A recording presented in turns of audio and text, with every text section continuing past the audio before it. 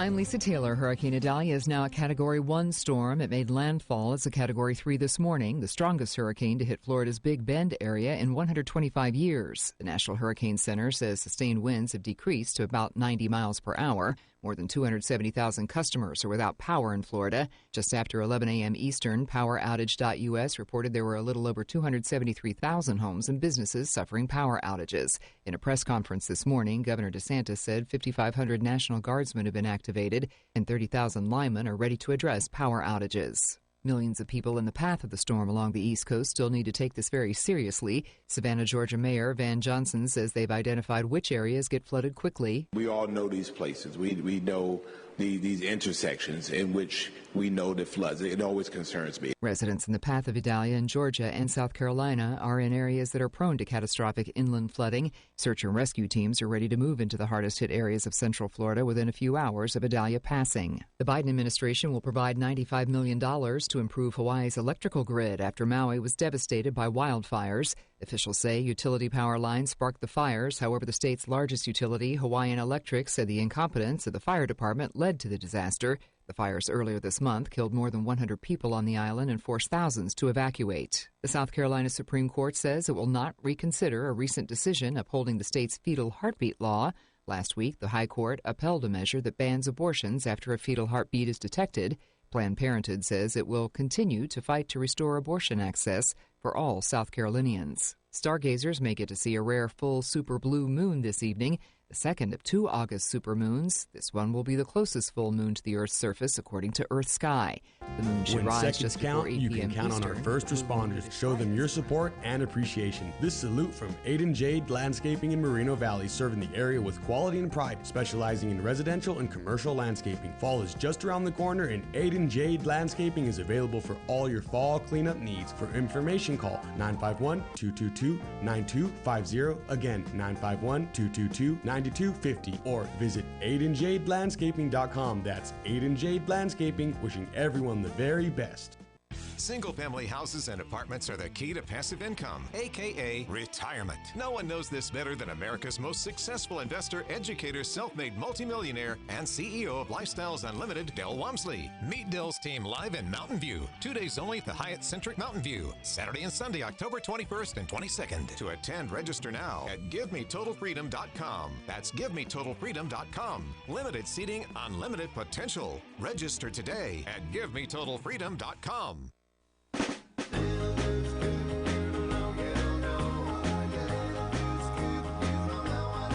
Was your car involved in an accident or just need help with dents? All Magic Paint and Body Collision Centers. In business for over 30 years. Their highly trained staff and certified technicians and friendly staff are the best in the business and treat each car as if it was their own. All Magic Paint and Body Collision Centers are family owned and offer state-of-the-art equipment and tools to ensure optimum results. They use the latest technology in computerized color matching and specialize in frame repairs. With their modern laser measuring systems, they're OEM certified, and they have 4 locations to serve you. All Magic Paint and Body Collision Centers offer rental car assistance with free drop-off and pickup services too, and their work has a lifetime guarantee. All Magic Paint and Body Collision Centers are in Norco, Eastvale, Moreno Valley, and in Fontana. Call them at 1-800-61-MAGIC. That's 1-800-61-MAGIC. All Magic Paint and Body Collision Centers. 1-800-61-MAGIC. All Magic Paint and Auto Body says, drive carefully.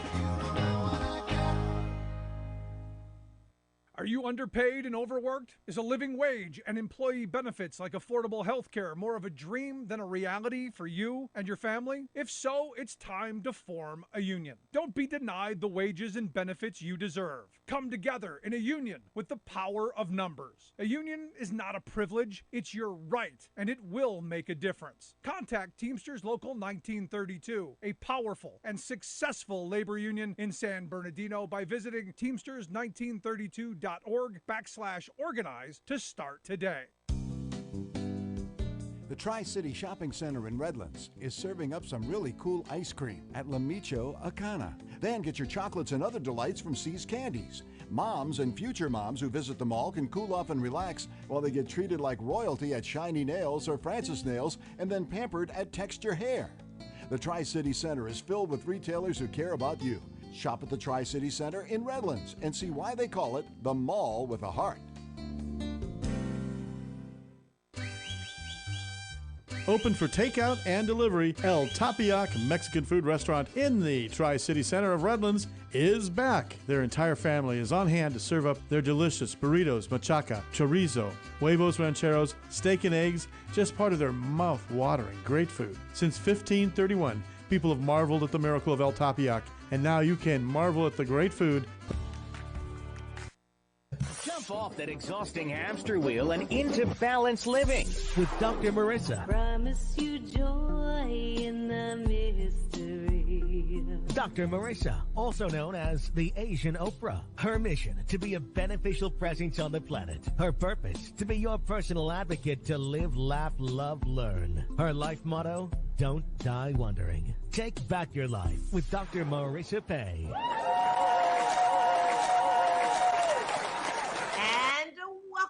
Tuned in to Take My Advice. I'm not using it. Get Balanced with Dr. Marissa, the morning show here on KCAA, NBC News, CNBC News, and NBC Sports radio station, AM 1050, FM 106.5, and streaming everywhere. iHeartRadio, Spotify, Stitcher, iTunes, TuneIn, Audible, Amazon Music, Tiki Life, Rumble, Podchaser, Spreaker, and more.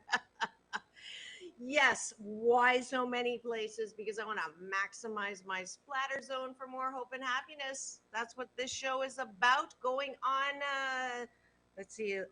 591 consecutive weeks. This is show number 1009, and I'm so glad that the people who said good news would not last were wrong. Not that I'm putting anybody down, because we don't do that on this show. No gossip, no scandal, no K-words, no Kanye talk at all. I want you to focus on your own reality show and how you can be happy 88% of the time. So I have topics and guests. We've had such interesting people this past 1008 episodes, because I am so grateful that I get to meet super fun people, not only to have as guests on the show. You saw it on the promo preceding this actual live. You can also see them in studio with me as my co-hosts.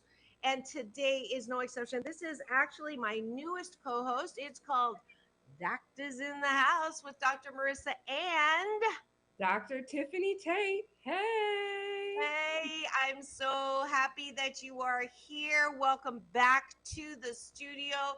She's a veteran. She's an OBGYN. She is a cook. She's a singer. And she obviously is my sister in the Don't Die Wondering life motto, so that she's here. And we just come at you right now every Wednesday. So welcome to our show. And we're going to be talking about resilience today. But officially, welcome to Dr. Tiffany.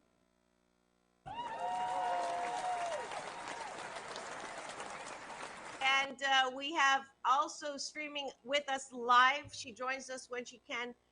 She's my social co-host. I'm going to call her Maria with T and Telly. Good morning to you as well, lovely lady. And if you're wondering how you can also get your name and comments and questions up on the stream, please do go to my official home, my YouTube TV channel, where you can watch and listen and comment and chat and do the gratitude sandwich. So that's usually what we do. First thing is take a bite of my gratitude sandwich. It is breakfast with Dr. Marissa and my co-host, Dr. Tiffany Tate. 8 specific things that you are grateful for. This way we start the day in the most positive way. Short as possible, one word. If you're on the chat, Maria, you can put a one word on what you're grateful for so we can zip through this. So I'm grateful for the pool. I am grateful for air conditioning. I'm grateful for Kleenex. I am grateful for water. I'm grateful for restaurants. I am grateful for ice. And another thing, Maria, you have to be grateful for something. Frank, you can also tag in. I think we're at what, 6 already? That was good. I am grateful for sunshine. I am grateful for sleep. I am grateful for my sense of taste. And I am grateful for the ability to eat. Yay. So that's the top of the bun. Now we go to the bottom of the bun, which is a little different than gratitude. It's appreciation. So, appreciation is, what do you like about yourself? Why do I think this is important? Because I believe, it's my BS belief system, that self care is the hallmark or foundation of good mental health. And you can't care about yourself if you don't like yourself. And if you're like me, I'm a recovering self hater. I spent many years criticizing myself. I'm my own worst enemy. Nobody's harder on me than myself, and all that BS bullshit talkie that kept me unhappy. So, what I do is exercise your muscle first thing in the morning. What do you like about yourself? What is good about you? And that might be a little more difficult for women, and women, colorful women, as I call them, because of cultural norms. Maybe you're Japanese or Chinese, the nail that stands up is hammered down. So you're told not to talk about how good you are, not to be all that. So it's a little bit more difficult. Obviously, I've gotten over that. So I'll say, I appreciate that I am funny. I Dr. appreciate my Tiffany? heart. My heart. Hmm. And Maria is in with a gratitude. Her cat smiles and tacos. Well, tacos are tasty. Tacos, that's awesome. And now you can put down appreciations. I appreciate that I am uh, a good exerciser, which is why I'm sweating right now. I did 23 minutes on the bike and then 40 laps in the pool. Oh, way to So, go. You get a thumbs so up. and your turn. I appreciate my faith. Hmm. I appreciate my resilience. Haha, that's the topic for Oh, today. that's real good. I appreciate my ability to forgive. Mm. I appreciate my ability to love my life. Oh, wow. That's a good one. I appreciate my kindness. Mm. Beautiful. And I am going to wrap it up with, I appreciate my smile. A beautiful smile it is. And yours as well. So that is it for Gratitude Sandwich, having breakfast with Dr. Marissa. And Dr. Tiffany Tate. this is a special new series called Doctors in the House. And Dr. Tiffany is a board certified OBGYN. I am a psychologist, but of the organizational kind. That is why we have doctors in front of our name. Mine's a PhD, which just stands for piled higher and deeper. So, not that much to be impressed with. Just kidding. We both have wanted to bring that expertise here, but we also are very open and love interacting with people, because this is about life experience and how we can be happy 88% of the time.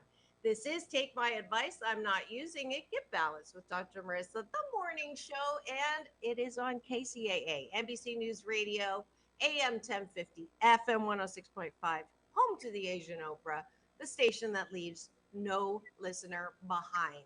And now we are going to let my co host introduce the topic for today. And as I was saying, we would love for you to ask us questions and or make comments on this topic called resilience. So, Dr. Tiffany, take it away.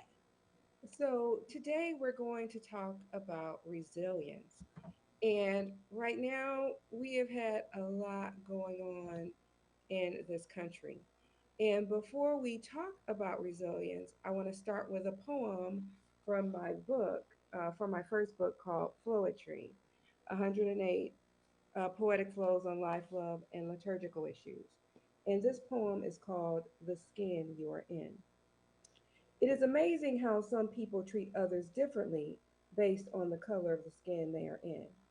It is funny because no one picked the race they were born within. We do not choose our parents or the land we call home. No person is pure anything if we took a look at their chromosomes. No one selects their genetics, and that is a matter of fact. Why can't everyone be treated equal? Can we make that pact? The 13th Amendment of the Constitution abolished slavery and involuntary servitude, except for the punishment of a crime. Mass incarceration of blacks in our nation is the new form of slavery in our time. Dr. King was arrested about 30 times or so. During this time, America hated him, or did you not know? The FBI spied on King and viewed his rhetoric as extreme. As he challenged the status quo, he was not held in esteem. I'm amazed that after his assassination, they could not find who did this in this great nation. A nation divided will eventually fail, and bigoted thinking will drive our nation straight to hell. Do not think of yourself as being better than those with darker skin. Our country can only get better when we treat everyone as equal, despite the color of the skin they are in. And so, Wow. Wow. Hold on, hold on.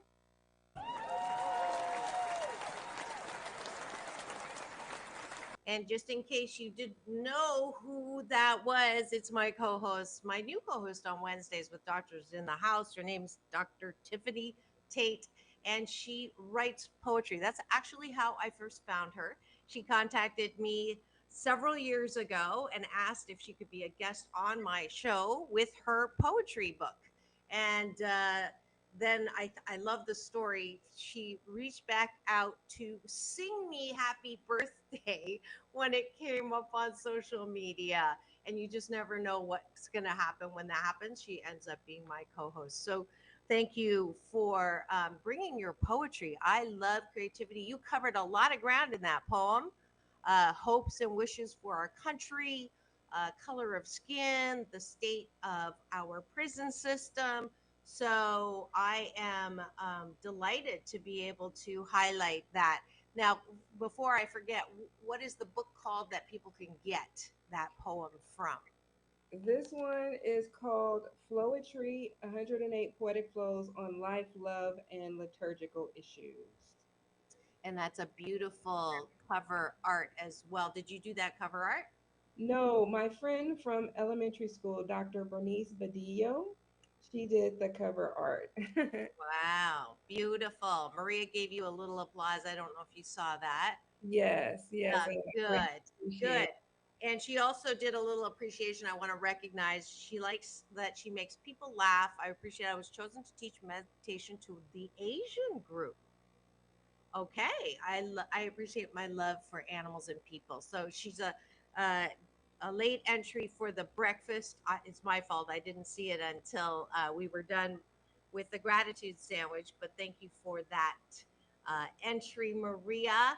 And I what just give me a little about poetry and how you discovered that you were a poet. Well, I believe that after I had to stop practicing medicine, I had to find myself. And that was part of my story of becoming resilient and redefining who I was. And I believe that everyone comes to a crisis of self. And I believe that a lot of times we struggle with a redefining of who we are and who we need to be. And when we go through that redefinition, we have to become resilient. And in essence, we have to what we call fail. And I always teach my children that failure is okay. And I use the acronym FAIL, fail. It's okay to fail. Fail is first attempt in learning. And if it's a first attempt, there has to be a second, a third, and a fourth, and a fifth. And numbers are infinite, which means that it's okay to not reach your goal the first time. The most important thing is to never give up and to never stop trying. And I believe right now in our society, we have a crisis going on. We see with what happened recently, how that person went in and attacked people because of the color of their skin, and then he committed suicide. So not only do you have a person in a mental health crisis, a person with a racial crisis, you have a person who needed all kinds of help. And I believe that their community failed them, society failed them, and their friends failed them. Because at some point, someone should have spoke to them because there were signs. And if someone could have talked to them and said, hey, I don't think you're going down the right path. Let me reach out to you. Let me help you. And a lot of times we don't want to talk, we don't want to communicate, we don't want to express our feelings. And part of being resilient is letting people know that it is okay to express our emotions. A lot of times we see that as being a weakness, but it's not. It's okay to communicate how we feel. It's okay to express that things are not okay. Because the only way you can lift someone up is to let people know that you are down. That's a great point. It reminds me of another acronym, and I love your acronym, by the way. I think I might steal that. Uh, but I put it up there for people to see. Um, when you meet people and they say, I'm fine, how are you? I'm fine, I'm fine, I'm fine. When in reality, fine stands for effed up, irrational, neurotic, and emotional. So the truth is, but you're not fine, you're fine. So, yes, it is absolutely important to be honest about how you are feeling. My caveat, though, is you do not have to tell everyone Mm-hmm. if you're not okay, because I'm a student and teacher of the law of attraction. So if you continuously focus on how you are not fine, it will continue to highlight ways in which you'll get shown how you are not fine. So what you focus on grows bigger. So for me, the balance is you have to be honest with at least two people. Used to be three, but I found that three was just regurgitating the same negative story over and over. So I limit it to two. And then after I say it one time, I don't say it again because that anchors and begins to grow the habit. Now, so you want to pick people that are helpful. So you don't want to just vent to the person in line in front of you in the store, but having a good friend or a relative or a coach or a therapist that you can be honest with is so important. So I just wanted to piggyback on that point on the balance. Yeah, absolutely. You want to find a safe space or a safe place or someone or two to confide in. And you want to find someone who's going to give you sound advice. No, not the crazy friend, not the one who's going to just co-sign on everyone. You want someone who's going to be open, honest, not the person who you know is going to give you the outrageous, outlandish advice. You want to find someone who's the critical thinker, and you really know who that person is, and you want to be objective and honest with them, and you really know who you can confide in if you search within your soul, because we always know who our friends who we can talk to are and who the ones you shouldn't talk to are. Good point. Good point. I picked them by asking myself, are they balanced in their criticism with compliments? So I'm a recovering codependent. So I have a habit or a predisposition to seek out people who are controlling, who are negative, and I can't make them happy because that's how I grew up. So I know that kind of person. And until I could heal my own inner stuff, I would pick bosses that were controlling. I would pick partners that were controlling because that was my habit. So until I grew up myself and I balanced out my critic, then I could pick someone who was not always complimentary, but not always critical. So if you're like me, I had to do a little soul searching before I could pick that right person, the best person for me. And that's true because a lot of times when you grow up in a situation of abuse, you can find yourself being addicted to that abuse and misuse. And you find yourself in a pattern and you start wondering, why am I always in the same situation? Whether it is professionally, whether it is in a relationship. And you're like, why am I with the same type of woman? Why am I with the same type of man? And the only way you can fix an issue like that is to start to understand that there is a pattern because you can't fix a problem until you start to identify that the problem exists. And is there anything wrong? Well, only you can decide it. You have to look within yourself and say, am I happy? Is this okay? Do I want to live like this? And that's where that resilience comes from. Can I bounce back from this? How do I feel? What do I want? And it's all about you. Resilience is identifying the problem and recovering from the problem. How do I recover from this? What are the next steps that I want to take to make my situation better?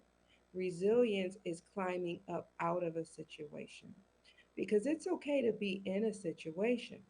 The question is, how do I get out of it? How do I improve from it? And what do I want to do to make myself better and make this situation better? That is the resilience. Resilience is bouncing back because, And oh, go ahead. go ahead, go ahead. Because I know when I grew up, I'm just a kid from Compton. And for me to have parents who were addicted to drugs, my aunt raised me since I was two. For me to have become an officer in the United States Navy, to have become a surgeon, and for me to be where I am now, it took a lot. And for me to have all that taken away from me and for me to become an author to recover from that and for me to be here on the radio with you, it took a lot of resilience, a bouncing back to say, okay, I'm not gonna let this keep me down. I'm not gonna let depression keep me down. It took a lot of resilience. It took a lot of climbing out of a lot of holes. You have to decide, how much mental fortitude do I have? What is it that I'm going to do? You're going to get knocked down. Life is going to take the wind out of you. It's the reality of the situation. It is going to happen. It's not a matter of if, it's just a matter of when. Only you can decide, am I going to climb up out of the pit and fight to make my life better? Well said. And if you've just tuned in and you're wondering what's going on in my studio, this is Take My Advice. I'm not using it. Get Balanced with Dr. Marissa, the morning show, and it is Wednesday. Time for my newest series called Doctors in the House. And just a disclaimer here, neither one of us are licensed therapists, so we are not giving clinical advice, but we are both doctors, one PhD and one MD, and so we are giving our experience, especially with resilience, the topic for today. So use it, and you are welcome to comment and ask questions on the chat because that's what we love to do. And thanks for joining us. I do see eyeballs rolling in. So thank you, Maria, for your entry earlier. I was about to break out and because we had talked about doing a song. You got to know this one. Feelings, nothing more than feelings. Barry Manilow. So the point of resilience that we are trying to communicate is, as I wrote in the promo, I don't think that we give enough kudos when we talk about people and their success. We talk about their ability to achieve. We talk about their ability. Oh, that's a smart cookie, or they have a lot of discipline or discipline, or they're good salespeople. But resilience, in my book, and as Dr. Tiffany has been talking about in her life, I believe is pretty much top three on why people are successful in what they do. And so I am an example of getting up and no matter what happens, I still get back in the ring. Now, the only problem with that analogy is I do not believe that life has to be a fight. Yes, it is true that bad things happen to good people and bad things happen to bad people. And as Dr. Tiffany says, we are not immune to anything in our lives that we don't like. That just is life. It's a ride, right? I call it the joy ride of my life. I have a lot of stops. Some of them are uh, great stops, big highs, wonderful achievements, happy, happy, happy. And then some of them are, oh crap, I lost $200,000 consulting contract. Crap. I'm in a pandemic where toilet paper is now gold. Crap. Dr. Tiffany had a fall, in the height of her OBGYN career, doing great things, surgery, and it she can't do surgery anymore. That's a huge hit. Uh, Both of us had very difficult. We are both one of two of the 7 out of 10 of us who've had childhood trauma. That's not something we wanted, but we did not let that get us down. And that, I think, is the definition, getting back up, bouncing back. How quickly can you recover? How quickly can you um, step back into the ring? And I don't believe you said earlier something about it's okay to be, it's not wrong. It's, I've tried to take out wrong and right because I think it puts us in that box again that there's one right way. It's for me, is it useful or not? So if you're trying to be resilient, the last thing you want to do is beat up on yourself and shit on yourself. I made a stupid decision. I made a huge mistake. I I have so many regrets on the decisions that I've made. All of those statements are not part of resilience because it keeps you down. It doesn't help you get back up. It keeps you in that hole. So we are in the second half of the show where I like to focus on solution. So you, all those listening right now, think about the ways in which you are helping yourself develop the muscle of resilience and how you are hurting yourself with respect to resilience. I would love to see some of that on the chat. Go ahead, Dr. Tiffany. Yes. So I know when I was at my bottom, I was at my bottom, and it was rough. And what I decided to do, I prayed. You can try to figure out what you need to do. And I had my come to Jesus moment, and I decided to start writing. And that gave birth to my first book, where I read the poem out of Floetry, 108 collections of life, love, and liturgical issues. I took my childhood trauma of being abused and I wrote my second book, that touching, and that's helping children identify sexual abuse. And what I have decided to do is to try to make the world better one book at a time. And what you can do, you may not want to write books, and that's okay. So I have decided that I'm going to take my energy and focus it on helping people. I volunteer with my sorority. I volunteer at my church. I've written a church play called The Souls of Women that they're going to perform on Friday, October 13th. I am going to do a book signing at the Taste of Soul in Los Angeles, and that's going to be October 21st. And so I'm constantly trying to figure out, how can I help? How can I give back? Everyone has something to give and to do. You have something in your life that you can give and you can do. I tried and I entered the Carla Hall cooking competition. I made it all the way to the semifinals, and I placed sixth. And I beat out hundreds of thousands of cooks. So I did well. I didn't win first place, but I did pretty well. They sent me a nice favorite chef apron and goodies and things like that. And so everyone has something that they can do. You can turn your negative into a positive.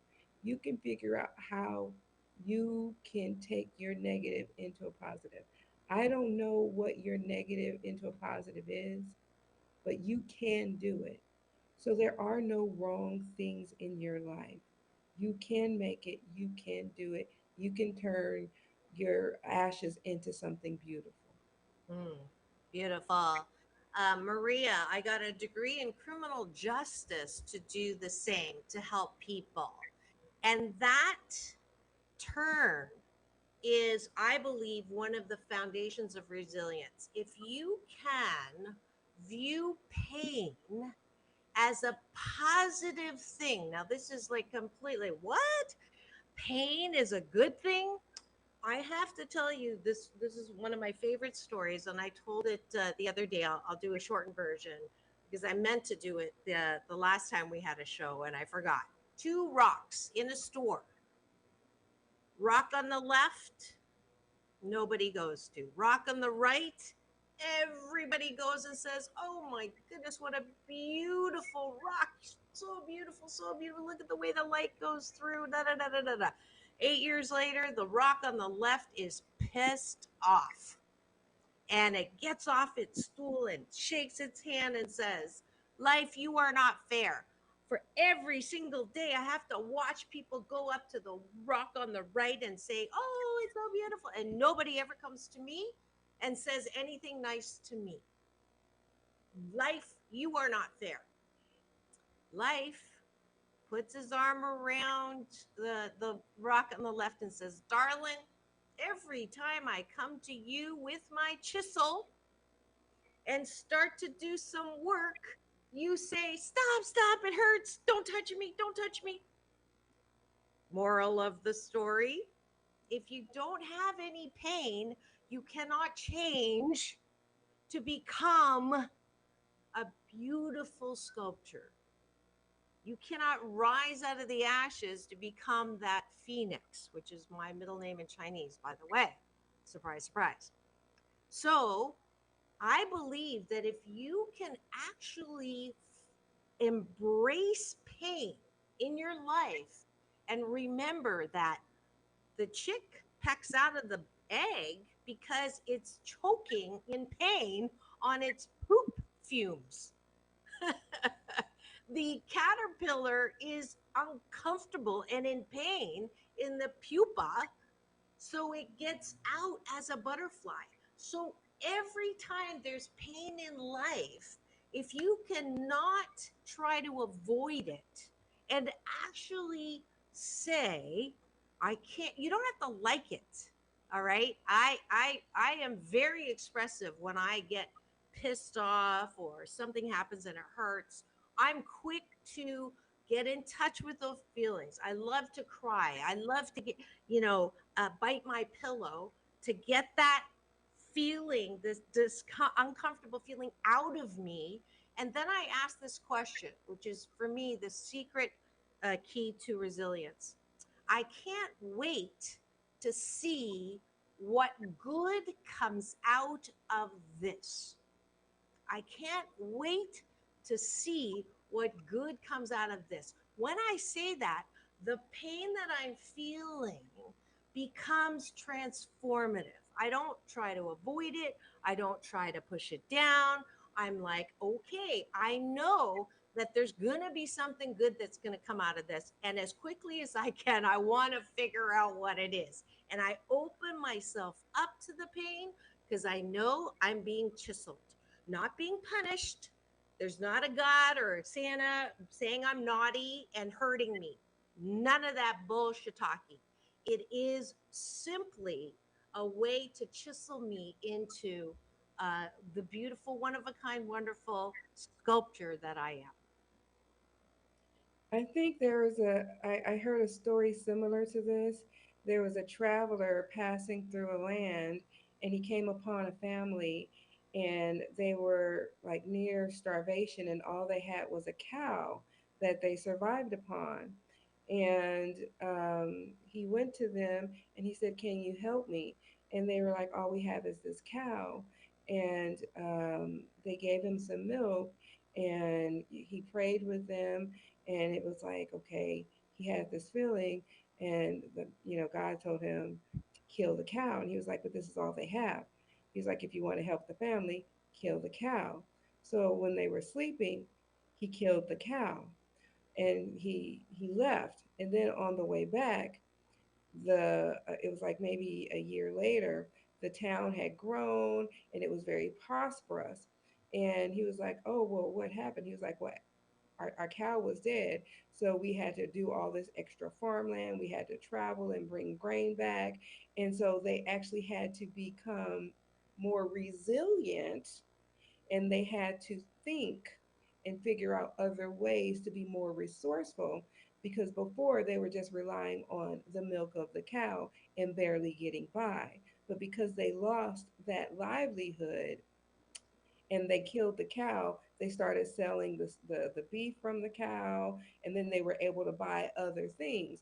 And once they did that, they were like, oh, there was more to this cow than what we needed. So they were able to get more livestock, they were able to buy chickens, and they were able to think outside of the box. So a lot of times we have this mentality where we don't really know all of the resources that are available to us, and we don't really know all of the gifts that we have within us. Like me, when I went to college, I loved writing. And I started out as an English major, but I always wanted to be a physician. And when I went to college, I switched my major from English to biology because I wanted to be a teacher to pay my way through medical school. But they laughed at me and was like, sweetie, teachers can't make enough to pay their way through medical school. So I switched to biology. Fast forward now, I'm writing poetry and not practicing as a physician. And so a lot of times we have these gifts buried within us that we forgot. So think about what did you like to do when you were back in elementary school? What were those gifts that you had deep down buried in your heart that you forgot about? Those gifts are still there. Maybe you don't want to be the circus clown. I mean, that was probably there. You may not want to go to Circus Vargas. But did you like to paint? That gift is still in there. Did you want to write? Did you want to crochet? Those are things that you can do. You can sell those gifts on Etsy and eBay. You might, be able to turn a hobby into a little side job. So a lot of times we forget about those things. Those are things that you can do to be resilient. Right now, everything is costing a little bit more. You can generate income. You can be resilient economically. You can be resilient in a lot of different ways. So I just want you to start thinking outside the box. Yeah, absolutely. Thank you, Terry, for joining us on YouTube channel, which is my home of 1009 shows and my red carpet playlist with interviews with people like Halle Berry, John Travolta. So please do free subscribe on my YouTube channel. And thank you for the turn your negative into a positive. Love it. And I wanted to also give my 8 cents worth on what you're saying about hurting yourself by playing the mistake over and over in my head. I help myself by exercising. Wonderful. I do that as well, which increases my mood and allows me to focus on the lesson learned from my mistake. So I would add to that, in addition to exercise. I believe that we have a couple people inside of our heads, and I know we're told if you hear voices in your head, you are crazy. But I believe that if you don't analyze and soothe the voices in your head, you will go crazy. And most of us who've had childhood trauma, if not all, and even those who have not had childhood trauma, have a thing called the critic. And our internal critic is the one that will keep playing over and over every single mistake we've had done, real or imagined. And it's like that broken record. If I get 99 compliments and one insult, guess where my mind goes? To that insult, playing it over and over again. And my best example of that was when I was a professor at UCLA in the MBA school. I had so many compliments, and the students were so kind with their compliments. The end of the year eval as a professor, and one guy said, if I have to listen to one more of Dr. Pay's lectures, I would rather chew glass. Now, I don't like sharing my failures, but I'll tell you, it was the best example of no matter how many awards I got, no matter how many compliments I got, that kept coming up over and over. And if we think we are the critic in our heads, we will go crazy. It will drive, no matter how much good you've done, you're going to go over that cliff. But if you recognize that you are balance centered Terry, I am balance centered Dr. Marissa. Tiffany is Dr. Balance Center Dr. Tiffany, and you know that that's who you really are, not the critic. The critic, you can ask the critic to sit down. You can ask your critic and name your critic. My critic's name is Rose. Guess what my mom's name is? Not bashing my mom, but it's a quick identifier whenever I'm beating myself up or I wake up with a fat and ugly attack, that's not me. That's my critic doing the blame game, doing the shame game. And I can say, darling, Rose, I hear you. And I've written down all the insults that you've all given me through the years. That's number 650. Nothing new. I'm not fat and ugly. I am working on making myself how I want to see myself. But in the meantime, please sit down. You need a vacation. You got to be tired. And my ability to soothe myself and put the critic in here without killing her, because the opposite of the critic is a protector, then I will be able to remember who I am. I am balanced, Dr. Marissa. I am not that voice that beats me up. So hopefully that is a potential solution for what you're talking about, in addition to working out. Dr. Tiffany, take a stab. I agree. And I have had someone call me, fat, depressed Tiffany. And a lot of times that replays over and over and over in my head. And I have to put that person and that comment out of my head repeatedly. And it is a difficult challenge. And I challenge everyone to be resilient and remember that no matter what other people say, no matter what other people think, you are in charge of your own destiny. You are going to be victorious over this life because you can do anything you put your mind to. And your mind is very strong, and you are very strong because you can will it to be whatever you want to be. You can do whatever you think you want to do. Don't ever let anybody put you in a box. People will always want to put you in a box. I consider myself a Renaissance woman because I am a physician, I am a mother, I am a Christian, I am an author, I like to sing, and I can do whatever it is I want to do. I will not let anybody define me. I will define myself, and you can define yourself. That is the ability to be resistant. resilient. If I let the world define me, I would be a drug addict, homeless on the street, because that is what my father was. And I'm not that. You don't have to be what the world says you have to be. You can be anything you want to be. Absolutely. I had a math teacher in grade 10 who had a suspicion that I was not um, being treated well, and that I came to school with a lot of sadness. And he kept me after class. His name's JJ Bristow. He looked me in the eyes and he said exactly what you just said, Dr. Tiffany. He looked me in the eyes and he said, "You know, Maria," that was actually my birth name. I changed it when I started modeling to Marissa, and also to separate myself from that which I was, um, a victim of abuse. And he looked in my eyes and said, "You know, you can be anything you put your heart and mind to." And that is the message that I share with every child that I can, no matter where I am, because that belief in me made me begin to soften all those critical voices. Someone believed in me. And I absolutely agree with Dr. Tiffany that we need to surround ourselves with people who believe in you. So if you're not feeling good about yourself, I have a feeling that not only have you let those voices in your head that criticize you take reign, you're also gravitating towards people who may be giving you even more insults that you collect to you. So when you are choosing the people that you are with, be really careful.